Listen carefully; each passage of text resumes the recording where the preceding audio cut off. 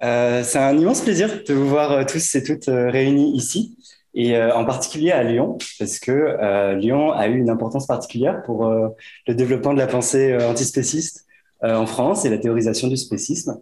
C'est là qu'il y a un petit groupe de militants dans des milieux alternatifs qui se sont réunis, qui ont lancé les cahiers antispécistes et qui ont fait plein d'événements, plein de théories. Du coup, c'est chouette que un des premiers colloques en fait en France consacré au spécisme puisse avoir lieu à Lyon. Et d'autant plus dans son école normale supérieure, qui est un peu un temple de l'académisme universitaire, alors même que le spécisme, ça a longtemps été développé en dehors du milieu universitaire. Donc c'est vraiment un honneur pour nous et c'est très symbolique de faire cette journée d'études aujourd'hui. D'ailleurs, on tenait à remercier l'ENS pour nous avoir permis de faire ce colloque, de nous avoir donné les salles. On voulait remercier son administration, son personnel qui nous a aidés pour l'organiser. Merci à EDS Media aussi qui nous a aidés avec la technique et qui nous aide pour l'enregistrement.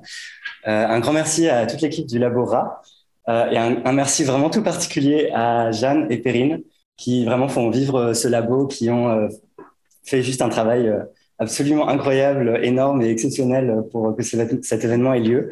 Donc voilà, on leur doit beaucoup pour que ça puisse exister. Du coup, un grand merci pour ça. Et nous, on va peut-être se présenter, du coup. Alors, je t'en prie, Joséphine. Alors, du coup, moi, c'est Joséphine. Je suis étudiante à l'ENS en sociologie et je travaille en sociologie du travail, sur le travail bénévole dans les sanctuaires. Donc, c'est des refuges pour animaux abandonnés, maltraités, issus de l'exploitation. Mais on reviendra sur les sanctuaires dans ces 2 jours. Donc, voilà, je développe pas plus. Du coup, moi, c'est Victor et j'ai fini récemment un master en philosophie des sciences avec un petit mémoire sur la sentience des poissons à la fin. Et en ce moment, j'anime un podcast qui s'appelle Comme un poisson dans l'eau et qui est un podcast sur le spécisme. Ça tombe bien. Voilà. Alors, peut-être qu'on va juste commencer avec une définition, en fait, de travail, parce que toute la première partie, toute la table ronde, c'est sur la question de la définition, mais on a juste repris la définition des cahiers antispécistes, qui était la définition qui apparaissait en fait en 4e de couverture sur sur chacun des numéros. Et donc, elle dit que le spécisme est à l'espèce ce que le racisme est à la race. Oui, désolé, il faut partir dans le sens. Voilà, pardon. Donc, le spécisme est à l'espèce ce que le racisme est à la race et le sexisme au sexe. La volonté de ne pas prendre en compte ou de moins prendre en compte les intérêts de certains au bénéfice d'autres, en prétextant des différences réelles ou imaginaires, mais toujours dépourvues de liens logiques avec ce qu'elles sont censées justifier.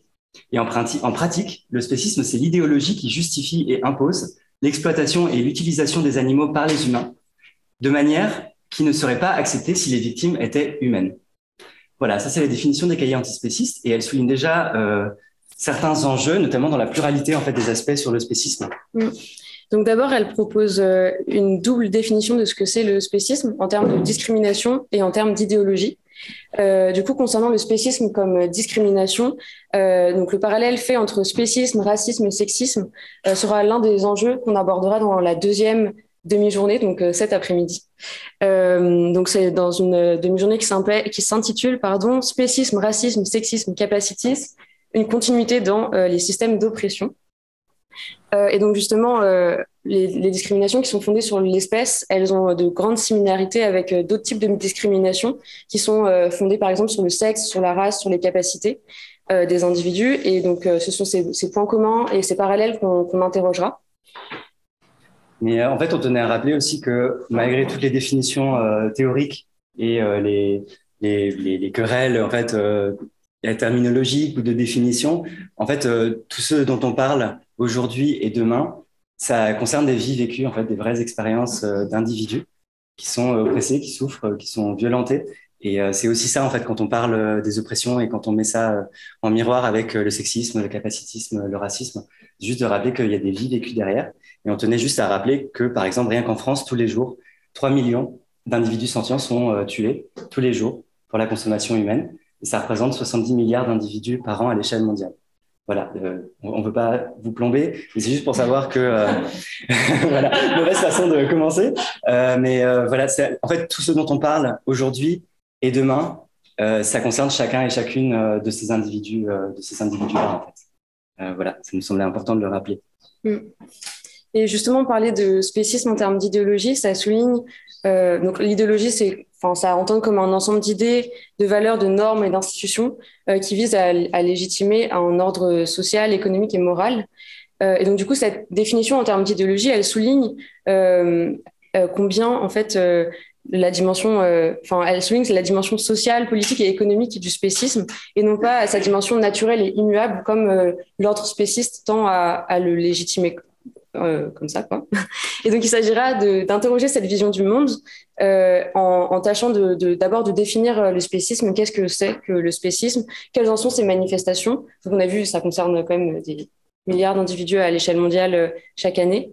Et donc, c'est ça aussi qu'on abordera dans la première demi-journée. C'est vraiment tâcher de définir ce terme en termes voilà, de discrimination d'idéologie. Et on reviendra sur ces définitions qui seront d'abord exploratoires. Et donc, on se demandera, une fois avoir défini le spécisme, comment lutter contre et comment établir une société plus juste où les intérêts des animaux ne sont plus bafoués, mais vraiment pris en compte. Et donc, on interrogera notamment les théories politiques des droits des animaux et si une telle société, elle est possible ou reste encore utopique. Et donc, on questionnera aussi l'intérêt de construire de telles utopies antispécistes. Et enfin, que cette citation que Victor vous a lue soit la 4e de couverture les premières éditions des cahiers antispécistes. C'est loin d'être anodin, parce que si justement on peut penser le spécisme aujourd'hui en France et aujourd'hui à l'ENS de Lyon, c'est que justement il y a eu tous ces militanteux qui ont contribué à diffuser ce terme, à réfléchir autour. Et donc, on reviendra sur le fait que la réflexion sur le spécisme elle a été élaborée dans l'indifférence la plus totale de la part de l'université pendant des années. Et donc, ça sera aussi le sujet de notre dernière table ronde. On s'interrogera sur cette institutionnalisation progressive des recherches sur les animaux et sur le spécisme.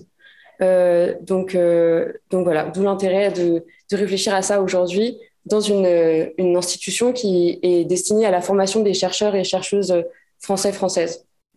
Du coup, pour aborder tous ces enjeux, on a l'immense plaisir de recevoir, et en fait, on ne les a pas encore remerciés, mais surtout merci à vous, intervenantes et intervenants, d'être là et de faire vivre ce colloque. Donc, 14 invités qui nous viennent de France, du Canada, de Suisse et d'Angleterre, lors de ce colloque qui est donc réparti en 4 demi-journées et 4 thèmes principaux. Avec des tables rondes qui permettront des discussions, des échanges avec, y compris les intervenants et intervenantes qui sont dans la salle, avec le public qui, vous êtes beaucoup aussi ici à réfléchir à cette question-là dans la salle, même si vous n'avez pas été invité pour le colloque. Donc, n'hésitez pas à participer. Et je sais que dans le chat, il y a énormément de personnes aussi qui suivent tout ça. Donc, voilà, ça fera aussi, ça vivra grâce à vos questions, vos contributions et vos échanges. Est-ce que j'oublie quelque chose? Il me semble que c'est bon.